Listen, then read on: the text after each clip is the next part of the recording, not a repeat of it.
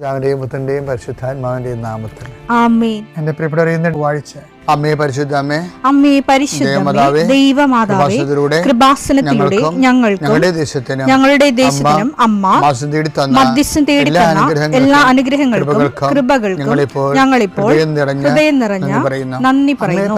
അമ്മേ പരിശുദ്ധമേ, ദൈവമാതാവേ, 2004 ഡിസംബർ 7 ഉച്ചകഴിഞ്ഞ് 2:30 കൃപാസനത്തിൽ സംഭവിച്ച അമ്മയുടെ പ്രത്യക്ഷപ്പെടലിനെ കുറിച്ച് തിരുസഭയ്ക്ക് സമർപ്പിച്ചിരിക്കുന്ന പഠനരേഖകളുടെ മേൽ സഭാത്മകമായ പഠനം ആരംഭിക്കുവാൻ ഞങ്ങൾ പ്രാർത്ഥിക്കുന്നു. അമ്മേ പരിശുദ്ധമേ, ഭൂസ്വർലോകങ്ങളുടെ രാജ്ഞിയായ അങ്ങേയ്ക്ക് ഭൗമസംരക്ഷണത്തിനായി പ്രപഞ്ചപ്രകൃതിയെ തന്നെ തിരുസഭ പ്രതിഷ്ഠിക്കുവാൻ ഈ പ്രത്യക്ഷീകരണം വഴി ഇടയാക്കണമേ. പരിശുദ്ധമേ, ജപമാല മാതാവേ, സകല കൃപാസനം പ്രാർത്ഥനയോടും ചേർത്ത് ഞങ്ങളിപ്പോൾ പ്രാർത്ഥിക്കുന്ന ഈ കുടുംബത്തിന്റെ പ്രത്യേക നിയോഗം മക്കളെ, അമ്മയുടെ പ്രത്യക്ഷീകരണത്തിന്റെ ഈ അനുഗ്രഹവേളയിൽ ഞങ്ങൾക്ക് സാധിച്ചു തരുവാൻ കനിയണമേ. ആമേൻ. വിശ്വാസ പ്രമാണം. സർവശക്തനായ പിതാവും ആകാശത്തിന്റെയും ഭൂമിയുടെയും സൃഷ്ടാവുമായ ദൈവത്തിൽ ഞാൻ വിശ്വസിക്കുന്നു. അവിടുത്തെ ഏകപുത്രനും ഞങ്ങളുടെ കർത്താവുമായ ഈശോ മിശിഹായിലും ഞാൻ വിശ്വസിക്കുന്നു. ഈ പുത്രൻ പരിശുദ്ധാത്മാവിനാൽ ഗർഭസ്ഥനായി കന്യകാമറിയത്തിൽ നിന്ന് പിറന്ന് പൊന്തിയോസ് പീലാത്തോസിന്റെ കാലത്ത് പീഡകൾ സഹിച്ച് കുരിശിൽ തറയ്ക്കപ്പെട്ട് മരിച്ച് അടക്കപ്പെട്ട് പാതാളങ്ങളിൽ ഇറങ്ങി മരിച്ചവരുടെ ഇടയിൽ നിന്ന് 3-ാം നാൾ ഉയർത്ത് സ്വർഗത്തിലേക്ക് എഴുന്നള്ളി സർവശക്തിയുള്ള പിതാവായ ദൈവത്തിന്റെ വലതുഭാഗത്തിരിക്കുന്നു. അവിടെ നിന്ന് ജീവിക്കുന്നവരെയും മരിച്ചവരെയും വിധിക്കുവാൻ വരുമെന്നും ഞാൻ വിശ്വസിക്കുന്നു. പരിശുദ്ധാത്മാവിലും ഞാൻ വിശ്വസിക്കുന്നു. വിശുദ്ധ കത്തോലിക്കാ സഭയിലും പുണ്യവാന്മാരുടെ ഐക്യത്തിലും പാപങ്ങളുടെ മോചനത്തിലും ശരീരത്തിന്റെ ഉയർപ്പിലും നിത്യമായ ജീവിതത്തിലും ഞാൻ വിശ്വസിക്കുന്നു. ആമേൻ. സുഖസ്ഥനായ ഞങ്ങളുടെ പിതാവേ, അങ്ങയുടെ നാമം പൂജിതമാകണമേ. അങ്ങയുടെ രാജ്യം വരണമേ. അങ്ങയുടെ തിരുമനസ് സ്വർഗത്തിലെ പോലെ ഭൂമിയിലും ആകണമേ. അന്നു വേണ്ടുന്ന ആഹാരം ഇന്ന് ഞങ്ങൾക്ക് തരണമേ. ഞങ്ങളോട് തെറ്റ് ചെയ്യുന്നവരോട് ഞങ്ങൾ ക്ഷമിക്കുന്നത് പോലെ ഞങ്ങളുടെ തെറ്റുകൾ ഞങ്ങളോടും ക്ഷമിക്കണമേ. ഞങ്ങളെ പ്രലോഭനത്തിൽ ഉൾപ്പെടുത്തരുതേ, തിന്മയിൽ ഞങ്ങൾ രക്ഷിക്കണമേ. ആമേൻ. നന്മ നിറഞ്ഞ മറിയമേ, സ്വസ്തി. കർത്താവ് അങ്ങയുടെ കൂടെ സ്ത്രീകളിൽ അങ്ങ് അനുഗ്രഹിക്കപ്പെട്ടവളാകുന്നു. അങ്ങയുടെ ഉദരത്തിൻ ഫലമായി ഈശോ അനുഗ്രഹിക്കപ്പെട്ടവനാകുന്നു. പരിശുദ്ധ മറിയമേ, തമ്പുരാന്റെ അമ്മേ, പാപികളായ ഞങ്ങൾക്ക് വേണ്ടി ഇപ്പോഴും ഞങ്ങളുടെ മരണസമയത്തും തമ്പുരാനോട് അപേക്ഷിക്കണമേ. ആമേൻ. കർത്താവിന്റെ ഉന്നതമായ നാമത്തിൽ സ്വന്തം ചെയ്യുന്നു. മക്കളില്ലാത്തവർ ഓർത്ത് പ്രാർത്ഥിക്കുന്ന ഈശോയെ, ആശുപത്രി കിടക്കുന്നവരെ ഓർത്ത് പ്രാർത്ഥിക്കുന്നു. ഓരോ ബിസിനസ് ചെയ്തിട്ട് തകർന്നു പോകുന്നവരെ കർത്താവ് ഇന്നെങ്കിലും 10 പൈസ കിട്ടുക ഈശോയെ, കച്ചവടം ചെയ്തിട്ട് നിവൃത്തിയില്ലാതിരിക്കുന്നവരുണ്ട്. കന്യൻ്റെ കയ്യിൽ പൈസ അകപ്പെട്ടു പോയവരുണ്ട്. അത് തിരക്കി പോകുന്നവരും ചോദിക്കാൻ പോകുന്നവരുണ്ട്. അവരെല്ലാം അവരുടെ ഉദ്യമങ്ങളെല്ലാം കർത്താവ് കൊച്ചുതോബിയാസിനെ നീ വിട്ടില്ലേ, കടങ്ങൾ തിരിച്ചു കെട്ടി മേടിക്കാൻ വേണ്ടി. അതുപോലെ അന്ന് റാഫേൽ മാലാഖനെ നീ കൂടെ വിട്ടില്ലേ, ഞങ്ങൾക്ക് നഷ്ടപ്പെട്ട തിരിച്ചു വിട്ട മേടിക്കാൻ വേണ്ടി വിടുന്നവരുടെ കൂടെ പരിശുദ്ധമേ നീ കൂടെ വിടണമെന്ന് പ്രാർത്ഥിക്കുന്നു ഈശോ. കർത്താവ് ഞങ്ങളുടെ മക്കളെ ഓർത്ത് പ്രാർത്ഥിക്കുന്നു. വീട്ടിലെ സ്ഥിതി കാരണം മനസ്സ് മരവിച്ചിരിക്കുന്ന കുഞ്ഞുങ്ങളുണ്ട്. അവരെല്ലാം ഞാൻ ആശീർവദിക്കുന്നു. എൻ്റെ മക്കളെ, നിങ്ങൾ ആശീർവാദത്തിൽ ആരംഭിച്ചുകൊണ്ട് നിങ്ങൾക്ക് പഠിക്കാൻ അത്രയും പഠിക്കുക. ബാക്കി കൃപാസം മാറാതെ നിങ്ങളുടെ വീട്ടിൽ വരും. നിങ്ങളുടെ എല്ലാ പോരായ്മകളെ അമ്മ പരിഹരിക്കുന്ന എത്രയോ സാക്ഷ്യങ്ങൾ നമുക്കുണ്ടായി. കർത്താവെ, ജീവിതമാർഗം മുട്ടിപ്പോയവരുണ്ട്, വീട് സ്ഥലവും ഇല്ലാത്തവരുണ്ട്, വിവാഹം ഒത്തുവരാത്തവരുണ്ട്, മക്കൾ ദുർനടപ്പിൽ പോയിട്ട് വേദനിക്കുന്നവരുണ്ട്. എല്ലാ മേഖലകളിലും എന്തെല്ലാം വേദന നീ അനുഭവിക്കുന്നുണ്ടോ അവിടെ എല്ലാം ഈ ദിവസം കർത്താവ് നിന്നെ ആസ്വദിക്കട്ടെ. നീ കണ്ടുമുട്ടുന്ന വ്യക്തികളെ കർത്താവ് ആസ്വദിക്കട്ടെ. നീ ഒപ്പിടുന്ന രേഖകളെ കർത്താവ് ആസ്വദിക്കട്ടെ. നീ ലോൺ എടുക്കാൻ പോവുകയോ സാമ്പത്തിക വിഷയങ്ങൾ സംസാരിക്കാൻ പോവുകയോ ചെയ്യുന്ന ഇടങ്ങളിൽ കർത്താവ് നിനക്ക് തുണ വരട്ടെ. എൻ്റെ കർത്താവിൻ്റെ ഉന്നതമായ നാമത്തിൽ, സഭയുടെ അധികാരത്തിൽ, കുരിശിൻ്റെ അടയാളത്തിൽ ഇനി ഇന്നത്തെ ദിവസം നീ പോകുന്ന എല്ലാ ഇടങ്ങളിലും നിൻ്റെ കർത്താവ് നിന്നെ സന്ധിക്കട്ടെ. നിത്യപിതാവും പുത്രനും പരിശുദ്ധാത്മാവുമായ സർവ്വേശ്വര എന്നേക്കും ആമേൻ. എൻ്റെ പ്രിയപ്പെട്ടവരെ, ആധ്യാത്മിക മുന്നേറ്റങ്ങളിലെ ചില മാങ്ങ അണ്ടിടത്തൊക്കെ പുഴു ഉണ്ടാവുമെന്ന് പറയണില്ലേ, അത് പൂ ഇടണ കാലത്ത് കയറിപ്പറ്റിയ മുട്ടയായിരിക്കും, ചിലപ്പോൾ പുഴുവായിരിക്കും. അത് മാങ്ങ പിഞ്ച് വളർന്ന് ഉണ്ണി വളർന്നതിന് ശേഷം അത് വാങ്ങുക, മൂക്കുന്ന അനുസരിച്ച് അതിൻ്റെ ആ പുഴുവും അതുപോലെ വളർന്നുകൊണ്ടിരിക്കും. ഇതുപോലെ ഒരു സംഭവമാണ് ഈ സൽപ്രവൃത്തികൾക്ക് ഇങ്ങനെ ഒരു ഗതികേടാണ്. സൽപ്രവൃത്തികൾക്ക് ഉണ്ടായില്ല, നമ്മൾ അറിയത്തില്ല. അത് കാരണം അതിൻ്റെ മുഴുവനും ഫലങ്ങൾ നമുക്ക് കിട്ടുന്നില്ല. ഇപ്പോൾ സുവിശേഷ വിലക്ക് ഇപ്പോൾ നമ്മൾ കരിസ്മാറ്റിക്, ഇപ്പോൾ ഞാനും പണ്ട് കരിസ്മാറ്റിക് ധ്യാനം നടത്തിയതാണ്. ഇപ്പം മരിയൻ തരാറക്കണം. അപ്പോൾ കരിസ്മാറ്റിക് ധ്യാനത്തിൽ ആദ്യകാലങ്ങളൊക്കെ വരുന്നവർ നമ്മുടെ ഇടവകയിലൊക്കെ ഞാനൊരു 12 ഇടവക കൊച്ചനായിട്ടും കേട്ടിരുന്നിട്ടുണ്ട്. അപ്പം അവിടെ കരിസ്മാറ്റിക് ഗ്രൂപ്പുകൾ വരും ഇടവകയിൽ. പക്ഷേ അവർ ധ്യാനം കൂടി, പിന്നെ വളർച്ചാ ധ്യാനം കൂടി, അതുപോലെ തന്നെ അന്തരീസൗഖ്യ ധ്യാനം കൂടി, പിന്നെ പ്രാർത്ഥനാനുഭവ ധ്യാനം കൂടി, ഓരോരോ ധ്യാനം കൂടുന്നതനുസരിച്ചുകൊണ്ട് ഇവർക്ക് ഗർവ് കൂടും. അച്ഛനാണെന്നും പറഞ്ഞ് എനിക്കൊരു ഗർവുണ്ടെങ്കിൽ ഈ അച്ഛൻ ശുശ്രൂഷയുടെ ഫലം ഭാഗികമായിരിക്കും. അപ്പം ഇത് എന്നെ കണ്ടുപിടുത്തമാണെന്ന് നിങ്ങൾ വിചാരിക്കരുത്. ഇന്നലെ നമ്മൾ കണ്ട വചനം വായിച്ചാൽ നോക്കിയാൽ മനസ്സിലാവും. ഇന്നലെ എന്താ കണ്ടത്? 1:9-16 ഞാൻ സുവിശേഷം പ്രസംഗിക്കുന്നെങ്കിൽ അതിലെനിക്ക് അഹംഭാവത്തിന് വകയില്ല. അത് എനിക്ക് അഹംഭാവം കണ്ട ഈ സാധനം കയറി വരും. അഹംഭാവം എന്നുള്ള സംഭവം കയറി വരും. ഇത് പൗലോസിൻ്റെ ഒരു നിരീക്ഷണമാണിത്. അതായത് സുവിശേഷം പ്രസംഗിക്കുന്നതിൻ്റെ പേരിൽ കർത്താവിനെ തിരഞ്ഞെടുത്ത് ഉപയോഗിക്കുന്നു, എൻ്റെ സഭകൾ വളരുന്നു എന്ന് പറയുമ്പോൾ പത്രോസിൻ്റെ ഈ പൗലോസിനേക്കാൾ കൂടുതൽ അഹംഭാവം ഉണ്ടായിരുന്ന ആളാണ് ഈ പൗലോസ്. പത്രോസിനെ കൂടുതൽ അഹംഭാവം ഉണ്ടായിരുന്ന ആളാണ് ഈ പൗലോസ്. അപ്പം ഈ അദ്ദേഹത്തിന് ഉണ്ടാകാവുന്ന അഹംഭാവത്തിൻ്റെ ഒരു ബഹിസ്ഫുരണമാണ് ഈ പറയണത്. കാര്യം അദ്ദേഹം പറയത്തില്ലേ, നിങ്ങൾ പരിസയനാണെങ്കിൽ ഞാനും പരിസയനാണ്, നിങ്ങൾ റോമൻ പൗരനാണെങ്കിൽ ഞാനും റോമൻ പൗരനാണ് എന്നൊക്കെയാണ് ആദ്യ കാര്യങ്ങൾ അദ്ദേഹം പറയണത്. അപ്പം അതിനകത്ത് ഒരു അഹംഭാവം ഉണ്ട്. പക്ഷേ ക്രമേണ ക്രിസ്തു ആ മേഖലയെല്ലാം ക്രിസ്തു നിറഞ്ഞു കഴിയുമ്പോൾ പുള്ളിക്കാരൻ പറയും, ഞാനല്ല, ക്രിസ്തുവാണ് എന്നെ ജീവിക്കണമെന്ന് പറയും. അത് പ്രോസസ്സാണ്. ഇതുപോലെ എല്ലാവരിലും ഈ ഒരു പ്രോസസ്സ് നടക്കേണ്ടതാണ്. പൗലോസിൽ വളരെ നന്നായിട്ട് നടന്നത്, പൗലോസിനെ പിന്നെ വിട്ടുകൊടുക്കാൻ ഭയങ്കര പാടായിരുന്നു. പ്രകൃതി കൊണ്ടുണ്ടായിരുന്നു വിട്ടുകൊടുക്കുന്നതിന് പത്രോസിനേക്കാൾ പാടായിരുന്നു പൗലോസിനെ വിട്ടുകൊടുക്കാൻ. ഗർവ് കൂടുതലായിരുന്നു. പത്രോസിനോട് പോലും പരസ്യമായിട്ടൊക്കെ ശാസിക്കാൻ ശരിക്കും പറഞ്ഞ ഒരു അർഹതയില്ലാത്ത മനുഷ്യനാണ്. അതൊക്കെ നയപരമായിട്ട് കൈകാര്യം ചെയ്യേണ്ടതാണെങ്കിലും പുള്ളിക്കാരൻ പത്രോസിനോട് ശാഠ്യം പിടിച്ചു. അപ്പം അതൊക്കെ നമുക്ക് ഇന്ന് വായിക്കുമ്പോഴും നമുക്ക് സങ്കടം ഭരിച്ചിരിക്കും. അത് ഒഴിവാക്കാമായിരുന്നു. പത്രോസ് ആര്? ദൈവം അംഗീകാര മുദ്ര കൊടുത്തവനല്ലേ, അവൻ്റെ മേലല്ലേ ഈ സഭയെല്ലാം പണിതിരിക്കുന്നത്.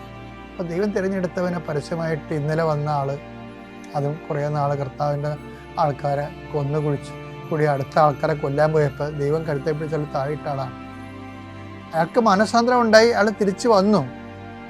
പക്ഷെ അപ്പോഴും ഒരു പാകത ആ സമയത്തും വരണില്ല. ശരിക്കും പൗലോസിന് അവസാന കാലങ്ങളിലാണ് ശരിക്കും പാകത വരണത്, കാര്യങ്ങളെ മനസ്സിലാക്കി വരുന്നത്. ഇതൊരു നേച്ചറിൻ്റെ പ്രോബ്ലമാണിത്. നമ്മൾ കുറച്ചുകൂടി സബ്മിസീവ് ആണെങ്കിൽ നമുക്ക് കുറച്ചുകൂടി നേരത്തെ ക്രിസ്തു നമ്മളിൽ നിറയും. കാര്യം ക്രിസ്തുവിനെ സംബന്ധിച്ചിടത്തോളം വളരെ ഈ ഒരു വിഷയത്തെ, അതായത് ഈ അഹംഭാവം എന്നുള്ള വിഷയത്തെ വല്ലാത്ത രീതിയിൽ ഈശോ ശ്രദ്ധിച്ചിട്ടുണ്ടായിരുന്നു. അതിന് കടമയൊക്കെ പറയുമ്പോൾ പ്രയോജനരഹിതന്മാരാ ദാസന്മാരാണെന്നൊക്കെ പറയണില്ലേ, അത് അഹംഭാവത്തിന് യാതൊരു സ്കോപ്പോടെ ഇല്ലെന്നേ പറയണത്. അതാ ഈശോ പറഞ്ഞതാണ് സംഭവം.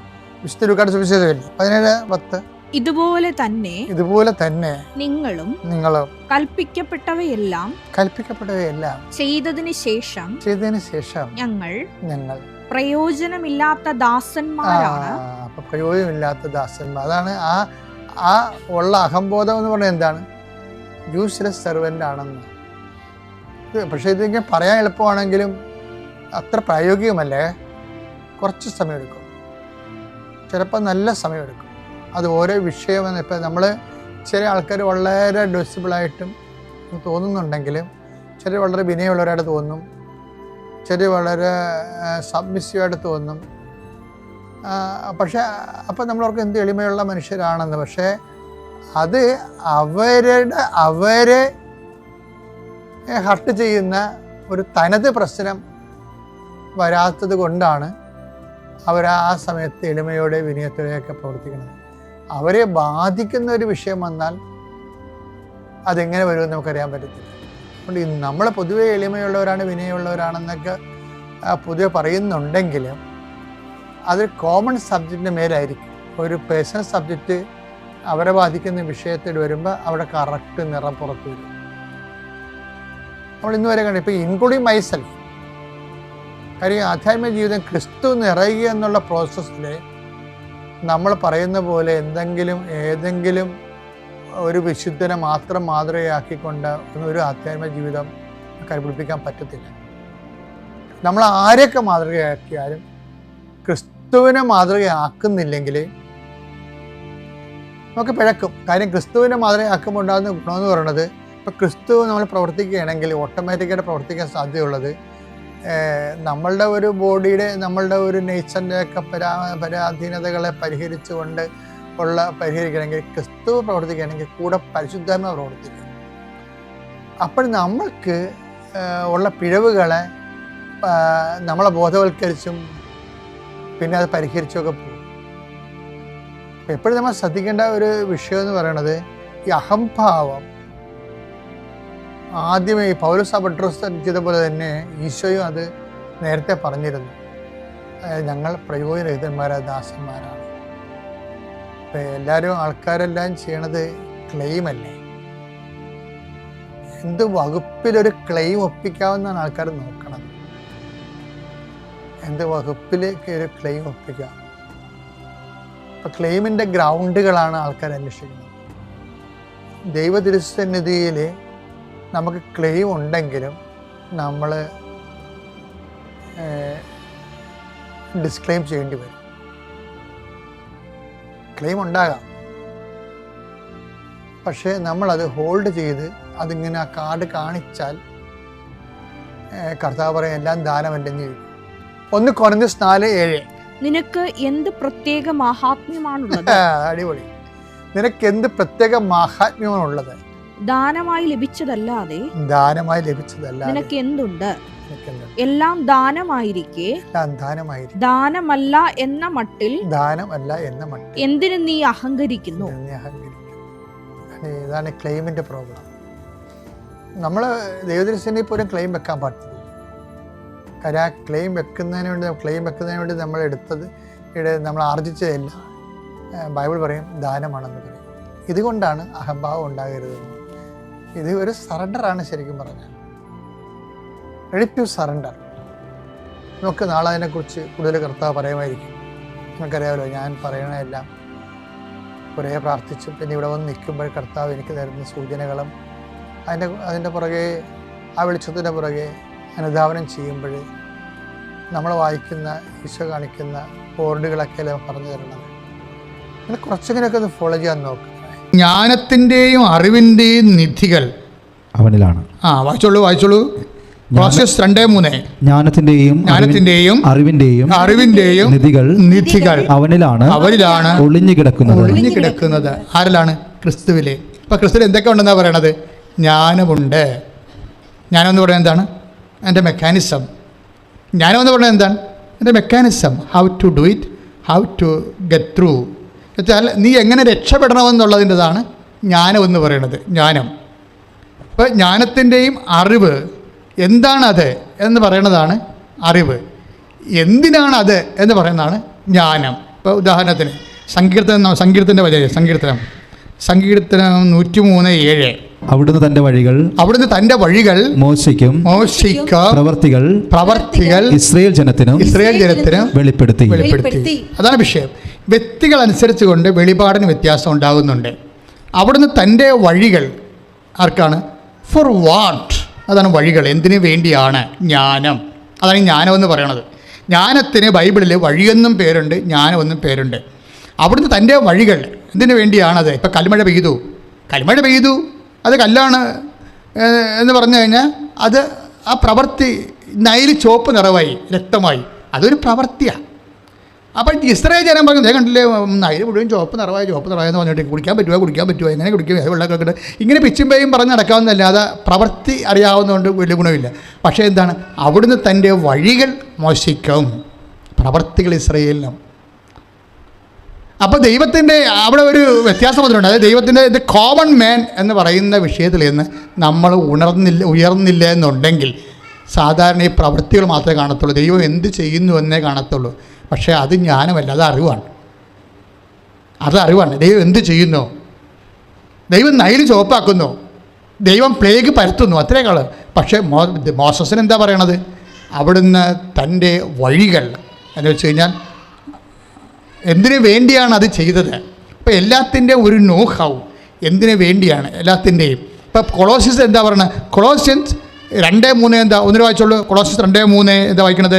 ജ്ഞാനത്തിൻ്റെയും അറിവിൻ്റെയും നീതികൾ അവനില് ഒളിഞ്ഞു കിടക്കുന്നു.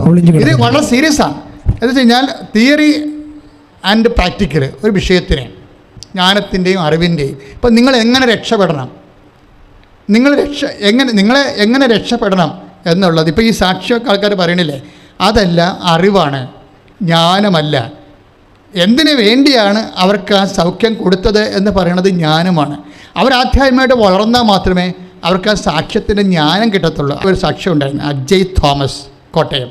അജയ് തോമസ് നല്ല സാക്ഷ്യം കേട്ടോ. നല്ല സാക്ഷ്യം എന്ന് വെച്ച് കഴിഞ്ഞാൽ അജയ് തോമസ് ഒരു എഡ്യൂക്കേറ്റഡ് ആയിട്ടുള്ള ഒരു ചാപ്പാണ്. അയാൾക്ക് IIT പഠിക്കുന്ന ആൾ, ബോംബെ IIT പഠിക്കുകയാണ്. അജയ് തോമസ് പറഞ്ഞത്, എനിക്കിപ്പോഴും 32 വയസ്സുണ്ട് അല്ലേ, എനിക്ക് 32 വയസ്സുണ്ട്. അപ്പോൾ ഞാൻ കുറച്ച് പ്രാർത്ഥിക്കുന്ന സന്ദേശം എടുക്കുന്ന സ്ഥലങ്ങളിലൊക്കെ പോയായിരുന്നു. അപ്പോൾ എന്നോട് പറഞ്ഞു, ഞാനിപ്പോൾ PhD ചെയ്തുകൊണ്ടിരിക്കുകയാണ്. ദാറ്റ് മീൻസ് 6 വർഷം എടുക്കും. അത് IIT അല്ലേ, IIT എന്ന് പറയണത് നമുക്ക് ഇപ്പോൾ IAS അഡ്മിനിസ്ട്രേഷൻ്റെ കാര്യത്തിൽ, IFS ഫോറസ്റ്റിൻ്റെ അഡ്മിനിസ്ട്രേഷൻ, IAM അതുപോലെ തന്നെ IAM എന്ന് പറയുന്നത് ഈ ഫൈനാൻസ്, ഇക്കണോമിക്സ്, അതുപോലെ തന്നെ ഉള്ള കാര്യങ്ങൾ. അതുപോലെ ആണ് ഈ IIT ടെക്നിക്കലായിട്ട്, ഇന്ത്യൻ ടെക്നിക്കൽ ലാസ്റ്റ് വാക്കാണ് ഇതൊക്കെ. അപ്പോൾ IIT പഠിക്കുക. അപ്പോൾ പഠിക്കണത് അയാൾക്ക് അവിടെ PhD ചെയ്തുകൊണ്ടിരിക്കുക. ആ PhD ചെയ്യുമ്പോൾ 6 വർഷമാകും. അപ്പോഴും 32 വയസ്സിപ്പോൾ ഉണ്ട്. 32, 6, 38. ഞങ്ങൾക്ക് ജോലി കിട്ടുമ്പോൾ 40 വയസ്സാകും എന്ന് പ്രാർത്ഥിക്കുന്ന സ്ഥലത്തുനിന്ന് പറഞ്ഞു ആ പുള്ളിക്കാരെ ഇന്നലെ ഇവിടെ സാക്ഷ്യപ്പെടുത്തിയിരിക്കുന്നത്. അപ്പോൾ അത് ശരിയാണല്ലോ, കറക്റ്റാണല്ലോ.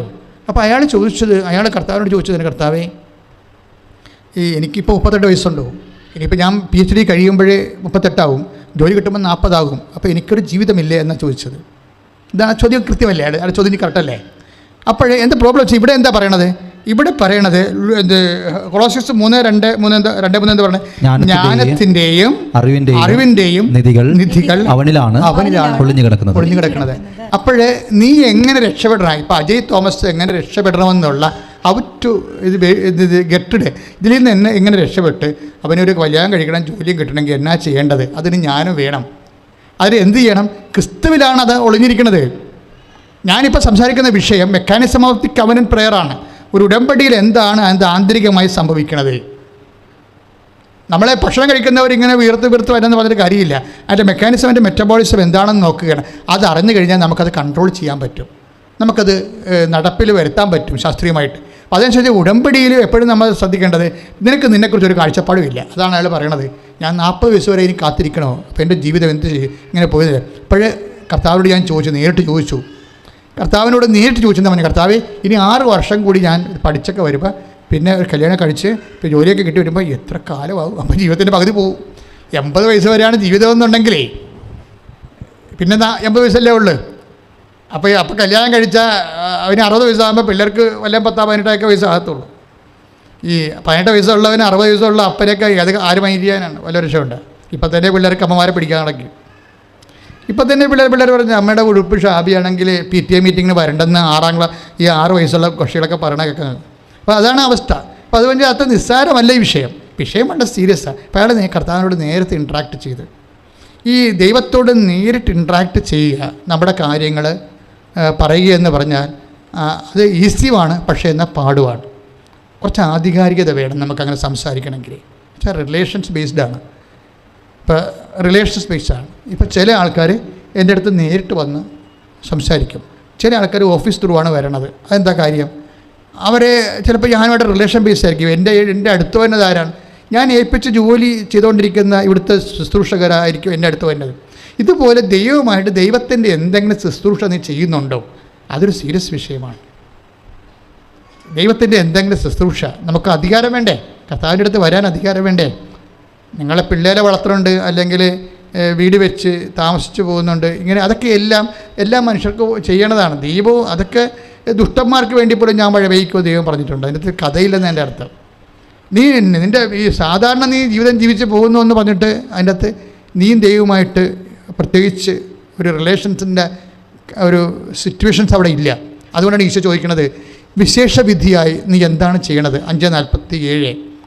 അതായത് സുവിശേഷത്തിലൊരു വാക്കുണ്ടേ, നിന്നെ അഭിവാദനം ചെയ്യുന്നവരെ മാത്രം നീ അഭിവാദനം ചെയ്യുന്നുള്ളെങ്കിൽ വിശേഷ വിധിയായി നീ എന്താണ് ചെയ്യുന്നത്? അപ്പം കർത്താവ് ഉദ്ദേശിക്കുന്നത് എന്താണ്? സാധാരണ മനുഷ്യർ ചെയ്യുന്നതിനേക്കാൾ നമ്മൾ കൂടുതലായി ദൈവദൈവസന്നിധിയിൽ എന്തോ ചെയ്യുമ്പോഴാണ് നമ്മൾക്ക് അധികാരം ഉണ്ടാകുന്നത്. ഇപ്പോൾ അജയ് തോമസ് ചോദിക്കണ ഇതാണ്, കർത്താവുമായിട്ട് റിലേറ്റഡാണ്. അപ്പോൾ സാക്ഷ്യം കേൾക്കുമ്പോൾ അറിയാം. അമ്മയും മകനും കൂടി എന്നാൽ ജപമാല ചൊല്ലി പ്രാർത്ഥിക്കുകയൊക്കെ ചെയ്യണത്. പ്രാർത്ഥിക്കുന്ന സമയത്ത് അവൻ്റെ ഒരു ഉടമ്പടിയുടെ ഒരു പ്രശ്നം എന്ന് പറയുന്നത് കിണറ്റിൽ വെള്ളമില്ലാത്തതാണ്. കാര്യം നമുക്ക് നിങ്ങളെവിടെയൊക്കെയുള്ള ആൾക്കാരാണെന്ന് എനിക്കറിയത്തില്ല. പക്ഷേ ആലപ്പുഴ ഈ തീരദേശത്തെ വെള്ളത്തിൽ വലിയ പ്രശ്നമില്ല. കുഴിച്ചാൽ വെള്ളം കിട്ടും, 6 അടി കുഴിച്ചാൽ വെള്ളം കിട്ടും. പക്ഷേ കിഴക്കോട്ട് ഈ വേമ്പനാട്ട് കായലിന് കിഴക്കോട്ട് ചെല്ലുന്തോറും കുഴിച്ചാൽ വെള്ളം കിട്ടത്തില്ല. ഞാൻ ശാന്തമ്പാറ ധ്യാനിപ്പിക്കുമ്പോൾ 350 അടി താത്തിയിട്ട് വെള്ളം കിട്ടാത്തൊരു ചേടുത്തി പെമ്മക്കളെയും കൊണ്ട് നാട് വിട്ടു പോകാനും പറ്റണില്ല, അവിടെ താമസിക്കാനും പറ്റുന്നില്ല. നിലയം വിളിച്ച് മലകേറി വന്ന് ധ്യാനം കൂടുന്ന സമയത്ത് ഒരു തിരിവെഞ്ചരിച്ച് കൊടുത്ത് ഞാൻ ഓർക്കുന്നുണ്ട്. ആ തിരി തീരുമ്പോൾ തന്നെ അവിടെ കിണർ കർത്താവ് വെള്ളം ഉയർത്തിക്കൊണ്ടുവന്ന് അന്ന് ധ്യാനിപ്പിക്കാൻ പോയതാണ് ശാന്തമ്പാറ. പക്ഷേ അന്നാണ് എനിക്ക് മനസ്സിലായത്, ഈ വെള്ളമില്ലാത്തത് ഒരു സീരിയസ് വിഷയമാണ്. ഇപ്പം ചില ആൾക്കാർ സ്ഥലം മേടിക്കും, പക്ഷേ കിണർ കുത്താൻ വേണ്ടി പല ആൾക്കാർ വെള്ളം നോക്കാൻ കൊണ്ടുവരും. പക്ഷേ അവർ വെള്ളം ഉണ്ടെന്നൊക്കെ പറഞ്ഞ സ്ഥലത്ത് അവർ ഈ വടി പോലുള്ള വടിയൊക്കെ എടുത്ത് കറക്കി വെച്ചും അവർ തന്നെ തലകുത്തി മറിഞ്ഞ് ബാക്കിലോട്ട് പോകും. അവിടെ നിന്ന് വരും, തെക്കുന്ന് വരും, വടക്കുന്ന് വരും, വടി പോലുള്ള വടിയും കറക്കി വന്നിട്ട് അവർ തന്നെ തലകുത്തി മറിഞ്ഞ് താഴേക്ക് പോകും. അപ്പോൾ നമ്മൾ ഇവിടെ വെള്ളമുണ്ട്. അയാൾ അഭ്യാസം കഴിക്കണതാണ്. നമ്മുടെ 250 രൂപ മേടിച്ചിട്ട് വണ്ടി വിടും അയാൾ, പിന്നെ അയാളെ കാണത്തില്ല. അപ്പോൾ ഇങ്ങനെ കുറേ അഭ്യാസക്കാരുണ്ട് വെള്ളം നോക്കാൻ വേണ്ടി. ചിലപ്പോൾ പെട്ടുപോകും. അപ്പം അങ്ങനെ വെള്ളം നോക്കിയിട്ട് നമ്മൾ കുഴിച്ച് ചെല്ലുമ്പോൾ അവിടെ വെള്ളം ഉണ്ടാകത്തില്ല. ഇതൊരു നിസ്സാര കാര്യമല്ല ശരിക്കും. അപ്പോൾ അജയ് വന്നിച്ചും അജയ് ഉടമ്പടി വിളിച്ചിരിക്കുന്ന ഒരു വിഷയം എന്താണെന്ന് വെച്ച് കഴിഞ്ഞാൽ വെള്ളമില്ലെന്ന്, കിണറ്റിൽ വെള്ളമില്ലെന്ന്. അപ്പോൾ നമ്മുടെ സബ്ജക്റ്റ് എന്താണ്? ജ്ഞാനത്തിൻ്റെ അറിവിൻ്റെ നിധിയെല്ലാം അവരിൽ നിക്ഷിപ്തമായിരിക്കുന്നു. ജ്ഞാനം എന്ന് പറയുന്നത് ഇവന് വെള്ളമുണ്ടാക്കാൻ എന്താണ് മാർഗം, അതിനിവരെന്താണ് ചെയ്യേണ്ടത്, അതാണ് ജ്ഞാനം. ക്രിസ്തുവുമായി നിങ്ങൾ ഐക്യപ്പെടുമ്പോൾ ഈ ജ്ഞാനം നമുക്ക് അപ്ലോഡ് ചെയ്ത് തിരിച്ചു തരും. What you should do now. നിനക്ക് വയസ്സ് ഇപ്പോൾ 32, നിനക്ക് ജോലി കിട്ടുമ്പോൾ 40, അപ്പോൾ പിന്നെ പെണ്ണ് കിട്ടാൻ സാധ്യതയില്ല. What should you now. നീ ഇപ്പോൾ എന്ത് ചെയ്യണം? ഇത് അവന് മാത്രമല്ല എല്ലാവർക്കും കർത്താവ് പകർന്നു കിട്ടും. എല്ലാം എന്താണ് ഇപ്പോൾ ചെയ്യേണ്ടത്, നീ ചെയ്യേണ്ടത് എന്താണെന്ന് അവിടെ ചെല്ലുമ്പോൾ നിനക്ക് അറിവ് തരുമെന്ന് കർത്താവ് പറഞ്ഞില്ലേ.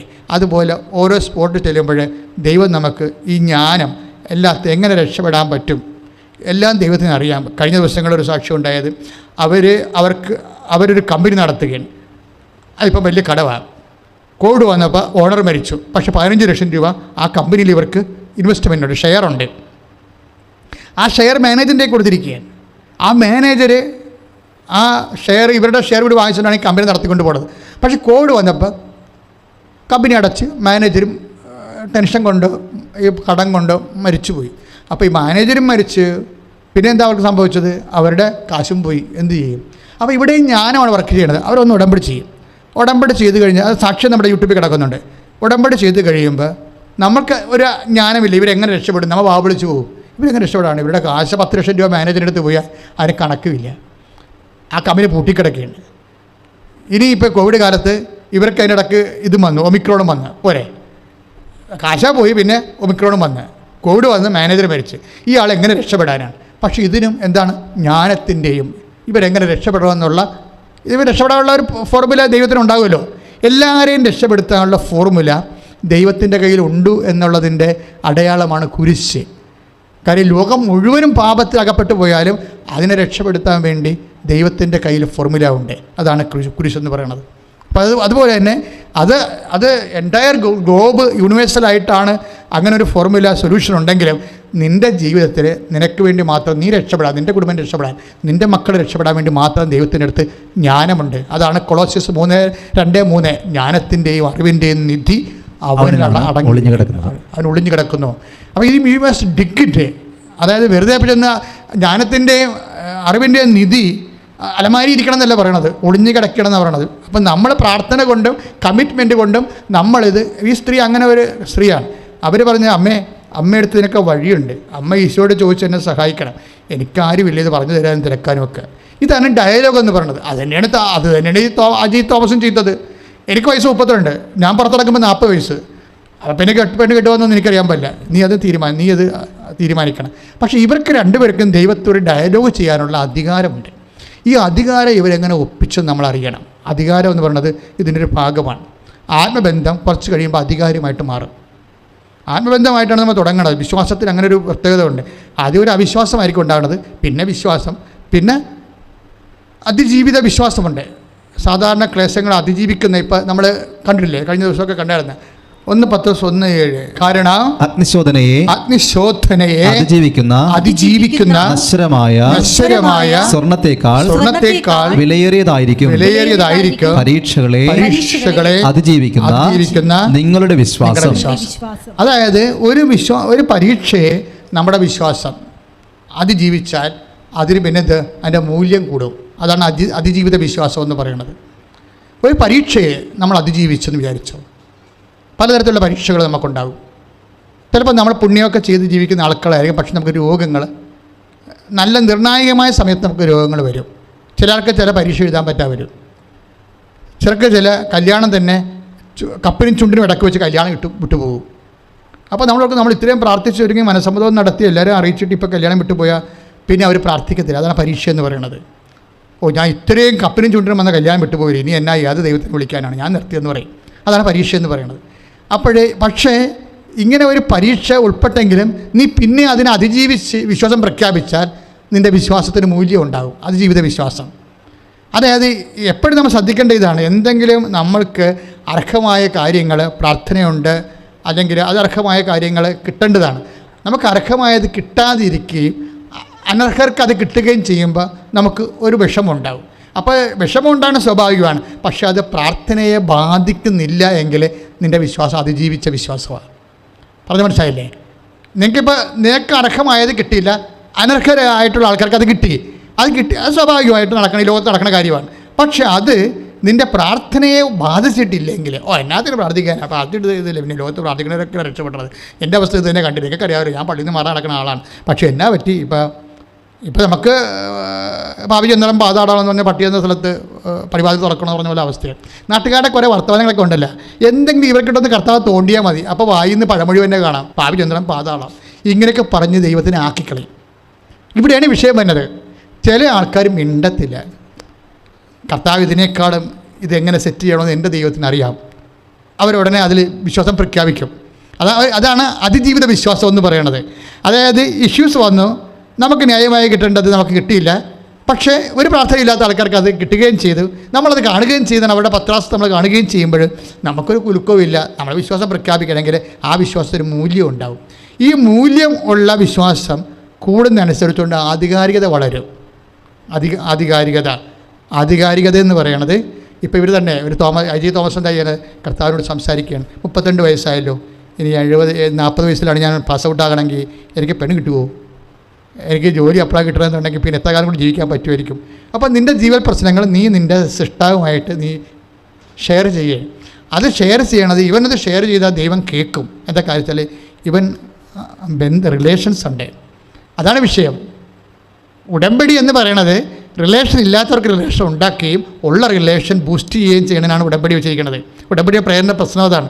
റിലേഷൻ ഇല്ലാത്ത ആൾക്കാർ ഇതോടുകൂടി റിലേഷനിലാകും ദൈവമായിട്ട്. റിലേഷൻ ഉള്ളവരുടെ റിലേഷൻ ബൂസ്റ്റ് ചെയ്യപ്പെടും. അതാണ് അജയ് ചെയ്തിരിക്കുന്നത്. അവന് പെട്ടെന്ന് കർത്താവ് അവന് കാര്യം നമുക്ക് കൊളോസ്യസ് 2:3 അനുസരിച്ചുകൊണ്ട് ജ്ഞാനത്തിൻ്റെ അറിവിൻ്റെയും നിധി അവനല്ലേ ഒളിഞ്ഞു കിടക്കുന്നത്. ഇവനെ രക്ഷപ്പെടുത്താനുള്ള മാർഗ്ഗം കർത്താവിൻ്റെ കയ്യിലുണ്ടല്ല. കർത്താവിനോട് പറഞ്ഞ് നീ ജർമ്മൻ ടെസ്റ്റ് എഴുതിക്കൊള്ളാൻ പറഞ്ഞു, B2 ടെസ്റ്റ് എഴുതാൻ പറഞ്ഞു.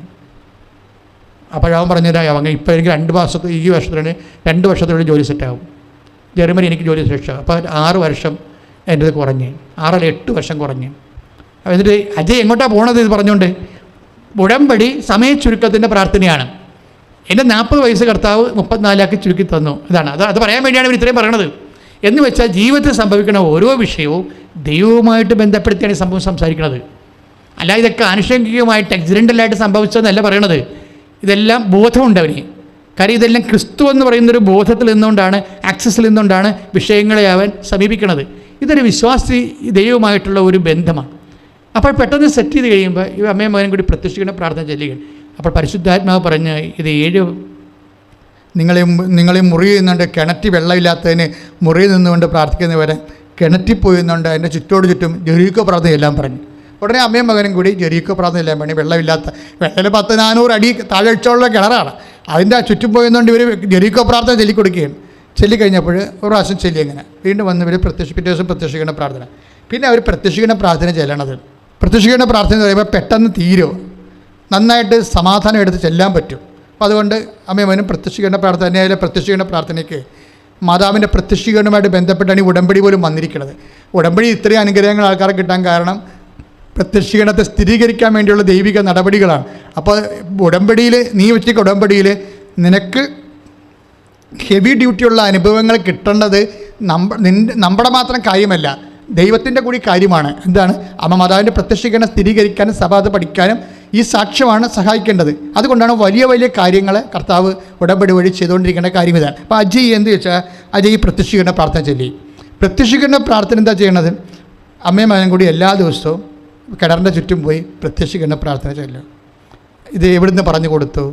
ആര് പറഞ്ഞു കൊടുത്തു? ജോസഫച്ച പറഞ്ഞു കൊടുത്താൽ ഞാനവിടെ കണ്ടിട്ട് കൂടിയില്ല. പിന്നെ ഇവിടുത്തെ കൗൺസിലേഴ്സ് പറഞ്ഞു കൊടുത്താൽ ഇല്ല. കൗൺസിലേഴ്സ് കോമൺ തിങ്സേ പറയത്തുള്ളൂ. പെർട്ടിക്കുലർ തിങ്സ് എങ്ങനെ വരുന്നതാണ്? പരിശുദ്ധാത്മാവ് പറഞ്ഞു കൊടുക്കുന്നതാണ്. ഇതാണ് കൊളോസ്യസ് 2:3. ജ്ഞാനത്തിൻ്റെയും അറിവിൻ്റെയും നിധികൾ അവന് നിക്ഷിപ്തമായിരിക്കുന്നു. ഈ ജ്ഞാനമാണ് ഇവന് കൈമാറി കൊടുത്തിട്ട് പറയുന്നത്, നീ ഇത് രക്ഷപ്പെടാനുള്ള മാർഗ്ഗം എന്താണ്? കിണറ്റിന് ചുറ്റും പോയി പ്രത്യക്ഷീകരണ പ്രാർത്ഥന ചൊല്ലുക. കിണറ്റിന് ചുറ്റും 1-ാം ദിവസം ചൊല്ലി, 2-ാം ദിവസം ചൊല്ലി, 3-ാം ദിവസം ചൊല്ലി. അജയ് പറയുകയാണ് 7-ാമത്തെ ദിവസം 7-ാമത്തെ പ്രത്യക്ഷീകരണ പ്രാർത്ഥന ചൊല്ലിക്കൊണ്ടിരിക്കുന്ന സമയത്ത് ആകാശ വിസ്ഫോടനം ഉണ്ടായെന്നാണ് ഒക്കെ പറയണ കേൾക്കാൻ രസമാണ്. ഈ അഭ്യസ്ത വിദ്യനെ എന്ത് മനോഹരമായിട്ടാണ് ദൈവത്തിനെ പ്രഘോഷിക്കുന്നത്. അതായത് ആകാശ വിസ്ഫോടനം എന്താണ് ഉദ്ദേശിക്കുന്നത്? ഇടിവെച്ചുകൊണ്ട് മഴയാണ്. പിന്നെ അവൻ പറയണത് ഞങ്ങളുടെ കിണർ പിന്നെ ഒരിക്കലും വെള്ളം വറ്റിയിട്ടില്ലെന്നാണ്. അതിൽ എല്ലാത്തിൻ്റെയും ഒരു നോഹവും ഇത് ജ്ഞാനസൂത്രങ്ങൾ ക്രിസ്തുവിലാണ്.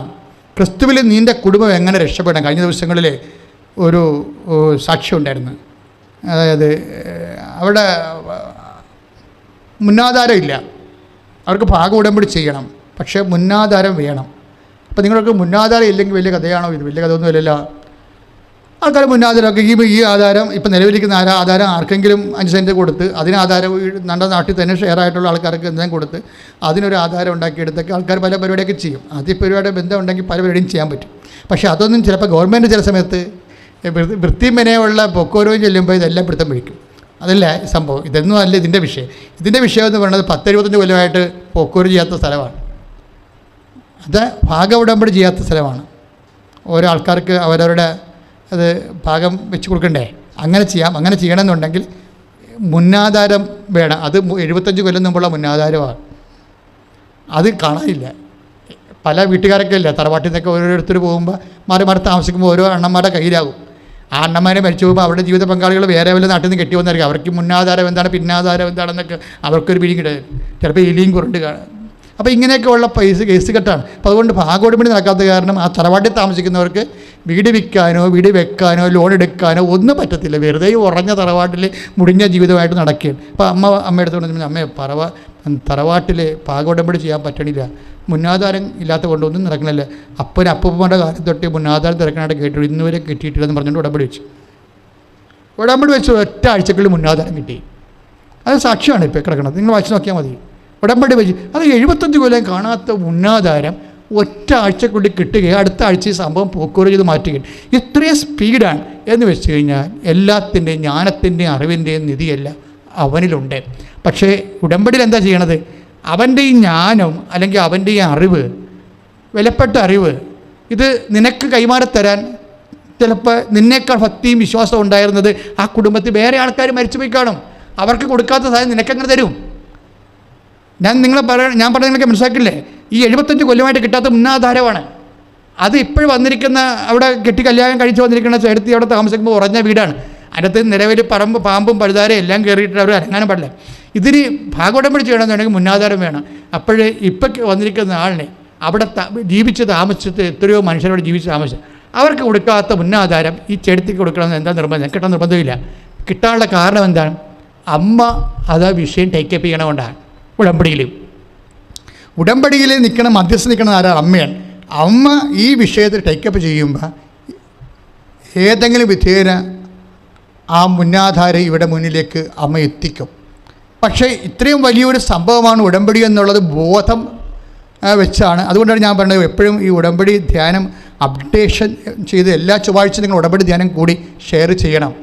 അതിൻ്റെ കാരണം എന്താണെന്ന് വെച്ച് കഴിഞ്ഞാൽ ഓരോ മനുഷ്യരുടെ ജീവിതങ്ങളെ സുവിശേഷ വിഹിതമായി വിശ്ലേഷിക്കുമ്പോൾ നിങ്ങളുടെ ജീവിതത്തിൻ്റെ കീറാമുട്ടിയായിട്ട് കിടക്കുന്ന അവസ്ഥകളെ എങ്ങനെ അതിൽ നിന്ന് രക്ഷപ്പെടാൻ പറ്റുമെന്നുള്ളത് വെളിപാട് പോലെ ഇതിൻ്റെ നിന്ന് കിട്ടും. പിന്നെ നിങ്ങളുടെ കുടുംബത്തിൻ്റെ രോഗശാന്തി, അങ്ങനെ പല കാര്യങ്ങളും ഉടമ്പടി ധ്യാനത്തിലൂടെയാണ് ദൈവം ആൾക്കാരിലേക്ക് പ്രവർത്തിപ്പിക്കുന്നത്. ഇപ്പോഴെന്താ പ്രശ്നം വെച്ച് കഴിഞ്ഞാൽ ഈ മനുഷ്യന് ഉടമ്പടിയിൽ എന്തെല്ലാം കാര്യങ്ങളാണ് നടന്നത്? വെള്ളം, ജോലി. എനിക്ക് രസമുള്ളത് പറഞ്ഞത് അവരുടെ അമ്മ ഒരു രണ്ടും കൂടി പ്രത്യക്ഷിക്കുന്ന പ്രാർത്ഥന ചൊല്ലിക്കൊണ്ട് നിൽക്കുന്ന സമയത്ത് അമ്മയുടെ മനസ്സിലൊരു ചിന്ത എന്താണെന്ന് വെച്ചാൽ ഈ അജയ് എന്ന് പറയുന്ന ആളിന് തോളൊരു മുഴ, അങ്ങനെ ശവ് പോലെ ഇങ്ങനെ ഉടുപ്പിടുമ്പോൾ ഷർട്ടിടുമ്പോൾ ഇങ്ങനെ വലുതായിട്ട് കാണാം. അപ്പോൾ അതുകൊണ്ട് ഇവർ പ്രത്യക്ഷിക്കുന്ന പ്രാർത്ഥന ചൊല്ലിക്കൊണ്ടിരിക്കുന്ന സമയത്ത് ഇവരുടെ അമ്മയ്ക്ക് പെട്ടെന്നൊരു ബോധം എന്താണ്? ഉടമ്പടി തൈലമെടുത്ത്. അപ്പോൾ അതിൻ്റെ അർത്ഥം എന്ന് വെച്ച് കഴിഞ്ഞാൽ അതിൻ്റെ അകത്ത് കുറേ കാര്യമുണ്ട്. പ്രാർത്ഥന ചെല്ലുന്ന സമയത്താണ് സംഭവം കാണുന്നത്. ഒന്നെങ്കിൽ അമ്മ ഇവിടെ പുറകിലാണ് നിൽക്കുന്നത്, അപ്പോൾ ഇവ മുമ്പിലാണ് നിന്നിട്ടുള്ള പ്രാർത്ഥനയ്ക്ക്. ആ ചെറുപ്പക്കാരൻ സാധാരണ പിള്ളേരെന്ന് വെച്ച് കഴിഞ്ഞാൽ പ്രാർത്ഥനയുടെ മുമ്പിൽ നിന്ന് എങ്ങനെ ഈ ചെറുപ്പക്കാരൊക്കെ മാറി സൈഡിലോട്ട് പോകുന്നതാണ്. വിശ്വാസം പ്രഖ്യാപിച്ചുകൊണ്ട് ഇവ മുമ്പിൽ നിൽക്കുന്നു, അമ്മ പുറകെ നിൽക്കുന്നു. അമ്മ മുമ്പിൽ നിൽക്കുമ്പോൾ അമ്മയോട് കർത്താവ് പറഞ്ഞു, ഇവൻ്റെ മുറിവില്ലേ, ഇവൻ്റെ ഈ മുഴയില്ലേ, അത് ഓരോരുത്തരും കൊണ്ടുപോകേണ്ട കാര്യമൊന്നുമില്ല, നീ ഇപ്പം തന്നെ ഉടമ്പടി തൈലം എടുത്തിട്ട് അവൻ്റെ ആ മുഴയിലൊന്ന് തൊടാൻ പറഞ്ഞു കുരിശിടും. അജയുടെ സാക്ഷ്യം പറയുന്നതിൽ അമ്മ ആ മുഴയിൽ കുരിശിട്ടുകൊണ്ടിരിക്കുന്ന സമയത്ത് തന്നെ തീ കത്തി ഇറങ്ങുന്നത് പോലൊരു ഫീലാണ്. ഞാൻ നോക്കുമ്പോൾ തപ്പി നോക്കുമ്പോൾ അവിടെ മുഴയില്ലെന്ന്. ഇത്രയും സ്പീഡാണ് വിഷയം, ഓരോ വിഷയങ്ങൾ. പക്ഷേ നമുക്ക് മനസ്സിലാക്കണത് എല്ലാത്തിനും മുഴകളായാലും ശരി, പാകോടമ്പടി ആയാലും ശരി, കിണറ്റിലെ വെള്ളമായാലും ശരി, ഉടമ്പടിയിൽ ഇതിനെല്ലാം പരിഹാരമുണ്ട്. പക്ഷേ ഇതിൻ്റെ ടെക്നിക്സ് ഇത് നിന്നോട് പറയാൻ വേണ്ടി മാത്രം ദൈവമായിട്ട് നിനക്ക് ഒരു റിലേഷൻസ് ഉണ്ടാകണം. അതാണ് ഞാൻ അവരെ ഉക്രൈൻകാരെ പറഞ്ഞത്. അവർ മരണത്തെ മുഖത്തോട് മുഖം കാണുമ്പോഴും വിശ്വാസത്തെ പ്രഖ്യാപിച്ചുകൊണ്ടാണ് ഇരിക്കുന്നത്. ഇതാണ് അവരാ സമയം. അപ്പം അത് ചില ഈ സമയത്താണ് വലിയ വില നമ്മുടെ വിശ്വാസം പ്രഖ്യാപിച്ച് കഴിയുമ്പോൾ അതിൻ്റെ മൂല്യം, വ്യക്തിയുടെ മൂല്യം വർദ്ധിക്കും. വ്യക്തിയുടെ മൂല്യം എവിടെ വർദ്ധിക്കും? ദൈവത്തിൻ്റെ തിരുസന്നിധിയിൽ മൂല്യം വർദ്ധിക്കും. ദൈവത്തിൻ്റെ തിരുസന്നിധിയിൽ മൂല്യം വർദ്ധിപ്പിക്കണമെങ്കിൽ വചനാധിഷ്ഠിതമായ ചില കാര്യങ്ങളാണ് നമ്മൾ ചെയ്യേണ്ടത്. ദൈവത്തിൻ്റെ വചനത്തോട് ബന്ധപ്പെട്ട കാര്യങ്ങളാണ് ചെയ്യേണ്ടത്. അല്ലാതെ നമ്മൾ ഇപ്പോൾ മൂല്യം വർദ്ധിപ്പിക്കാൻ പറ്റുന്ന രീതിയിൽ ഇപ്പോൾ മാർത്ത കർത്താവിനെ ഒത്തിരിയേറെ സ്നേഹിക്കുന്നുണ്ട്, അതൊക്കെ ശരിയാണ്. ഭക്ഷണം കൊടുക്കുന്നുണ്ട്, അതൊക്കെ ശരിയാണ്. പലതരം കറി കൊടുക്കണമെന്ന് ആഗ്രഹമുണ്ട്. പക്ഷേ ഇതൊന്നും കൗണ്ട് ചെയ്യണില്ല കർത്താവ്. ഇതൊക്കെ ആവശ്യമുള്ളതായിട്ട് പറയണില്ല. ദൈവത്തിന് വേണ്ടി നമ്മൾ എന്തെങ്കിലും ചെയ്യുമ്പോൾ ദൈവത്തിന് കൂടി അത് ആവശ്യമുള്ളതായിട്ട് തോന്നണം.